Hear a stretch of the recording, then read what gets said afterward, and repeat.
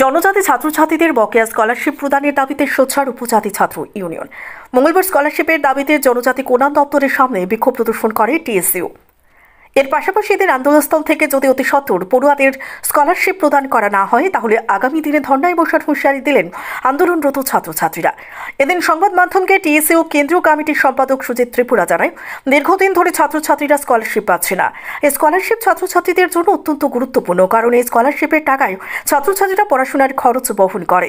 তাই এই বিষয়ে দপ্তরের কর্মীদের সাথে কথা বলার চেষ্টা করা হয়েছে, কিন্তু দপ্তর ছাত্রছাত্রীদের সাথে দুর্ব্যবহার করেছে বলে অভিযোগ করেন তিনি।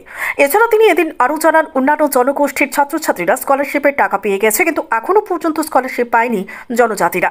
স্কলারশিপ না পাওয়ায় বিভিন্ন সমস্যার সম্মুখীন হচ্ছে। তাই আজ বাধ্য হয়ে তপশিলি জাতি কল্যাণ দপ্তরে বিক্ষোভ প্রদর্শন কর্মসূচি হাতে নিয়ে আগামী 15 সেপ্টেম্বরের মধ্যে স্কলারশিপের টাকা মিটিয়ে দেওয়ার দাবি রাখেন তিনি। জানেন, বর্তমানে ত্রিপুরায় প্রাকৃতিক দুর্যোগের ফলে অনেক ছাত্রছাত্রীরা অসুবিধায় আছে। এখন অনেক রিলিফ ক্যাম্পেও এরকম ছাত্রছাত্রীরা আছে, কিন্তু এই প্রাকৃতিক দুর্যোগের ফলে এর আগেও আমরা যারা ছাত্রছাত্রীরা অসুবিধা আছে তাদের প্রতি আমরা সহানুভূতি জানিয়ে আজকে আমরা এখানে বিএড পড়ুয়া ছাত্রছাত্রীরা রয়েছেন, ইকফায়ে পড়ুয়া ছাত্রছাত্রীরা রয়েছেন। আমরা দেখতে পাই প্রত্যেক বছর, এটা একদিনের ব্যাপার না, প্রত্যেক বছর আমরা যখন ট্রাইবেল ওয়েলফেয়ারের নিকট যে একটা স্কলারশিপ প্রদান করা হয়, প্রত্যেক বছর এটা একটা লেনদি করা হয়। এবারও আমরা দেখতে পেলাম কি তাদের যে ডেটা অনুযায়ী নাকি 2023 এবং 24-এ পোস্ট ম্যাট্রিক 35,665 মতন ফর্ম অলরেডি ভেরিফিকেশন হয়েছে। তো আর প্রি ম্যাট্রিকের 12,299 মতন ভেরিফিকেশন হয়েছে। কিন্তু এই 35,000 এবং 12,000 মতন ভেরিফিকেশন হওয়ার ফলেও আজকে আমরা কি দেখতে পেলাম? আমরা দেখতে পেলাম প্রি ম্যাট্রিকে মাত্র এখানে 2,826 জনের স্কলারশিপ প্রদান করা হয়েছে। এখনও প্রায় 9,000 মতো ছাত্রছাত্রী বাকি রয়েছে। আর আমরা যদি দেখি পোস্ট ম্যাট্রিকের যদি আমরা দেখি, মাত্র এই 35,000-এর ভিতরে মাত্র 14,000 মতন ছাত্রছাত্রীরা প্রদান করেছে। তো দুর্ভাগ্যের বিষয়, আপনারা জানেন রাজ্যের এরকম কঠিন পরিস্থিতিও, বিশেষ করে আমরা যারা শিডিউল ট্রাইবের অংশের আমরা ছাত্রছাত্রীরা রয়েছি, আমরা এই স্টাইপেন্ডের উপরে নির্ভর করে আমরা বিএড পড়াশোনা করতে লাগে, নার্সিং করতে লাগে।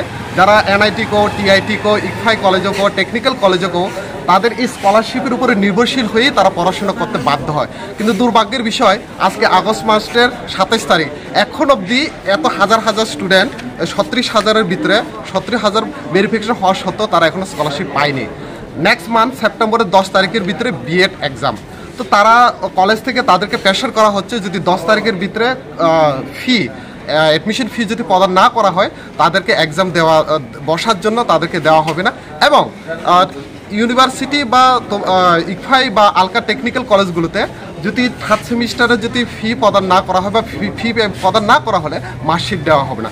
তো এটাই দুর্ভাগ্যের বিষয়। আমাদের এই কঠিন পরিস্থিতির মধ্যে দিয়েও দাঁড়িয়ে আজকে আমরা ছাত্রছাত্রীরা এখানে একত্রিত হয়েছি এবং ওনার নিকট আমরা মিলিত হব। আমরা এখানে আন্দোলন করব। দেখা যাক, আমাদের দাবি থাকবে সেপ্টেম্বরের 15 তারিখের ভিতরে যাতে আমাদের স্কলারশিপ সমস্ত পরিষ্কার করে দেওয়ার জন্য আমরা অনুরোধ করব। কারণ আমরা জানি অক্টোবরে দুর্গাপূজা, আর দুর্গাপূজার পরে সেই আবার নতুন করে স্কিউ শুরু হয়ে যাবে। তবে একটাই লাস্টে আমি বলতে চাইবো কি, আমরা যারা তিপ্রাসা রয়েছি, আমাদের ছাত্রছাত্রীরা রয়েছি, ডিপার্টমেন্টের নাম কি? জনজাতি কল্যাণ দপ্তর। তুমি যদি জনজাতিদের কল্যাণী হও, এই নামের ব্যাখ্যা হলো তুমি কল্যাণ করো। তো তুমি কল্যাণের ক্ষেত্রে তো কোনো দেখা যাচ্ছে না, শুধু ছাত্রছাত্রীদের হয়রানি ভুগতে হচ্ছে।